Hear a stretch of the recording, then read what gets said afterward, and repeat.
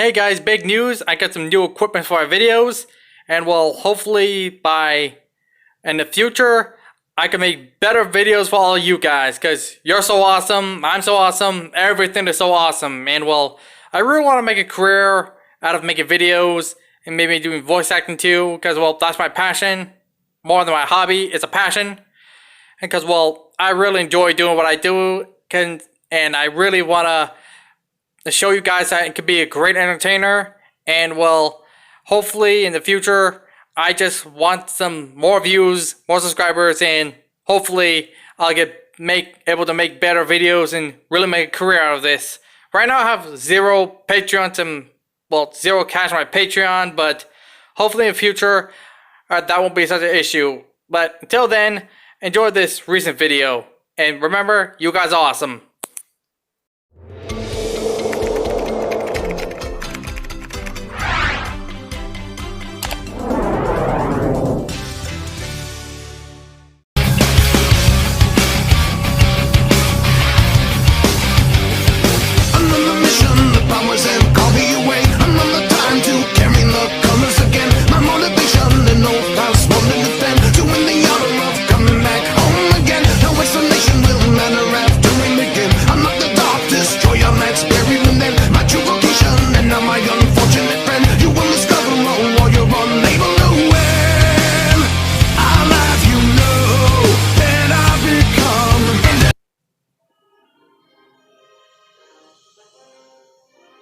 What is up, guys? Me again. Well, with all this buzz of talking about the Batman movie that's coming out next year, I figured I can do something DC related. Like, well, I know a lot of you people think Batman's the greatest superhero of all time, or, well, the best superhero of all time.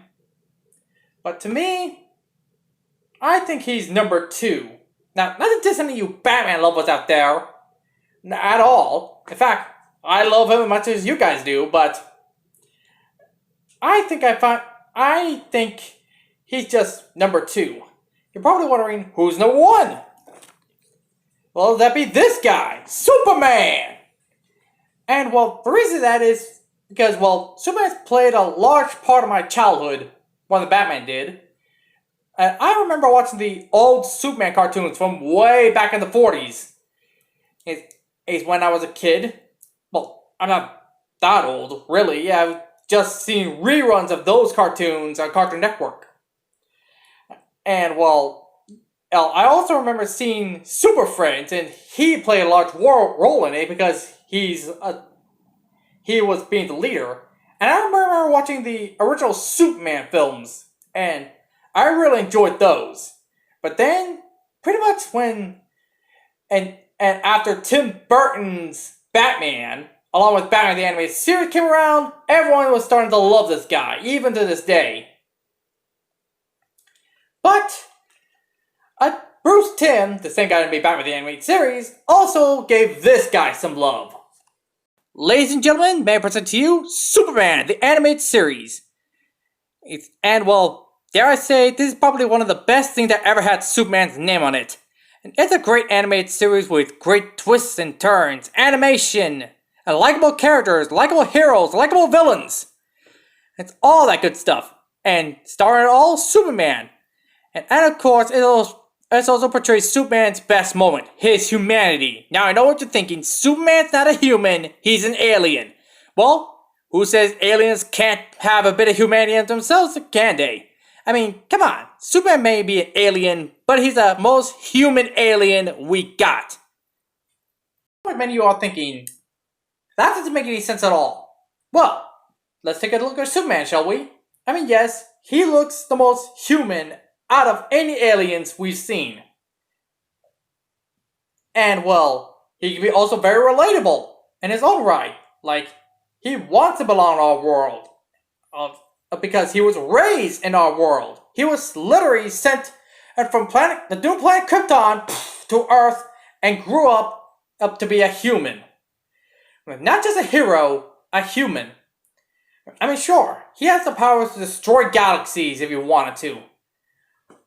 But he chose the righteous path. And that's pretty much a real human can be like. I mean, sure, a human has flaws. That means, in Superman being inhuman, he has flaws. Superman has flaws of his own. Yes, it's a good thing to have flaws. Sometimes it's a bad thing to have flaws.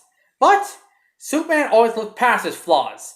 And also, to quote Superman's mother, Lyra, she said this very line. We have sent you to Earth, a planet that's similar to ours in many ways. So that means Superman is practically human himself. Sure, he came from the stars, but he's as human as you and I is. Oh, and speaking of Superman's mother, Lyra, her and Superman's father, Jor-El, are very good characters on their own right. And you should probably see the pilot episode and see for yourself how good they are as well. We could definitely see where Superman got his strength from. His mother's compassion and his father's strong will. And well, I get the feeling I should address something before I continue. Probably wondering how come I'm not showing you any clips. Because, well, two reasons. One, YouTube refused to let me download any videos from any apps. That's a smart idea. Reason two, I don't want to risk any copyright claims takedowns. Because, well, I don't want to risk those. I put a lot of hard work and effort into my videos. That out of the way, let's continue. We also have Lois Lane as the main love interest in the show. Because, well, you can't have a Superman show or movie without Lois Lane being there as a love interest.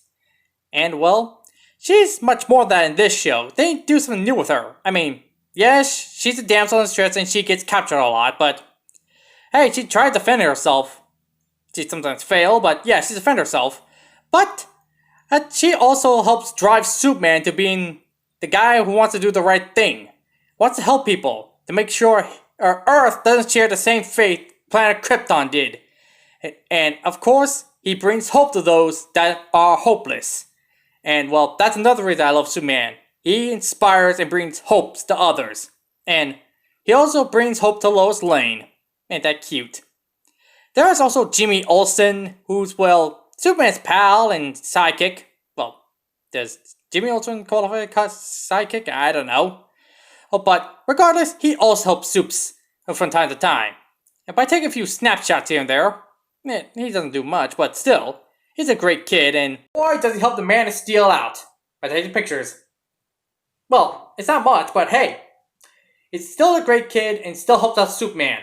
And well, if he's any friend of Superman is a friend of ours. But when Superman needs a partner to help up on the front line, he knows who to call to. His blonde-haired cousin, Kara Zor-El, Supergirl. Well, she's a loyal friend to Superman, and well, she's practically the Batgirl to Superman's Batman. Sadly, Superboy does not appear in the show at all. Well, that's unfortunate. But anyways, Kara even helps out Superman, well, fill in for Superman, I mean, when he got abducted by Darkseid at the end of the series. And still helping him out. Enough of the supporting characters. Let's talk about the villains. First off, my favorite supervillain, Lex Luthor. And I gotta say, I love what they did to this guy. I mean, originally he started as a crazy mad scientist, but here they made him a mad scientist, evil genius, businessman. He's really good at covering his tracks.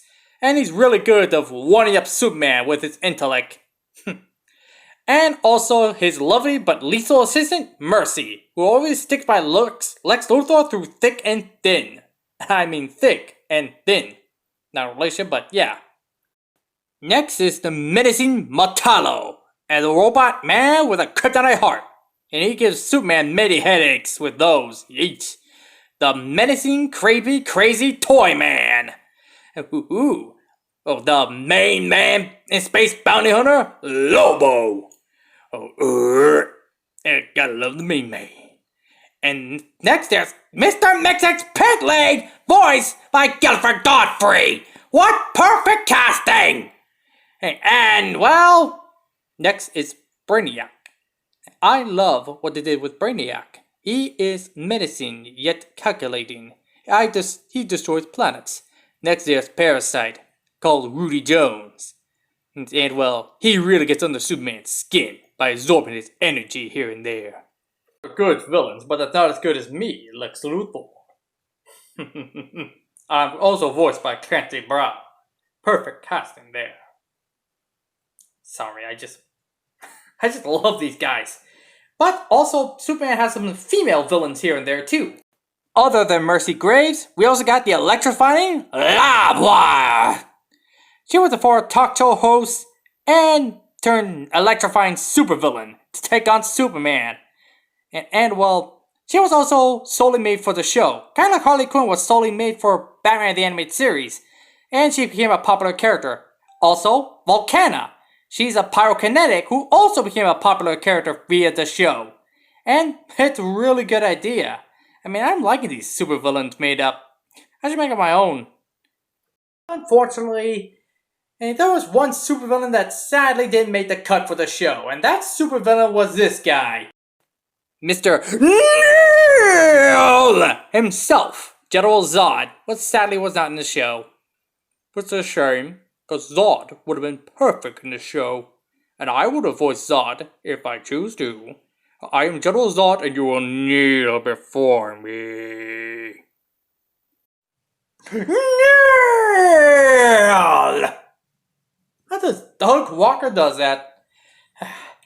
Anyways, there's one more villain that more than made up for it, and that guy is none other than the most powerful supervillain in the DC universe, and he is Darkseid.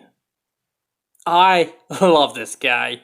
He's by far Superman's most powerful enemy. In fact, he's pretty much everyone's most powerful enemy. I mean, he rules the planet Apokolips as with an iron fist and seeks to take control of the entire universe. So, he's basically the DC's Thanos. But, fun fact, he actually came first. And he was created by the same guy who created Thanos. So, that's pretty cool, huh? That guy was none other than the comic book legend himself, Jack Kirby. That's right, Jack Kirby created Darkseid first, then Thanos. How does that work? But who cares? They're both great villains. And, well, my overall rating of the show is a 10 out of 10. Check it out if you're a true blue Superman fan. I'm a true blue Superman fan.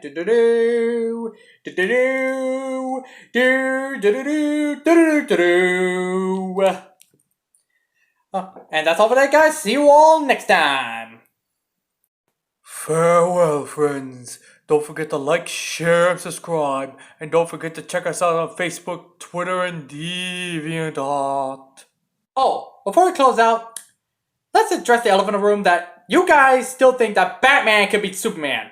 Well, let's take away all of Batman's kryptonite, or any other weaknesses that he has that can weaken Superman, and all of his gadgets and gears. Then what do you got? Some guy in a bat costume. Superman would be like, sorry, Bruce, but you had that coming. And not really much to go on. I know you guys are thinking, but he's Batman. Of course he'll win. Well, he's Superman, so of course he would win. Tell me this: had Batman ever lifted a gigantic meteor rock thing and without him his gadgets, gears, and threw it into space? Yeah, didn't think so. That's all today. Good night.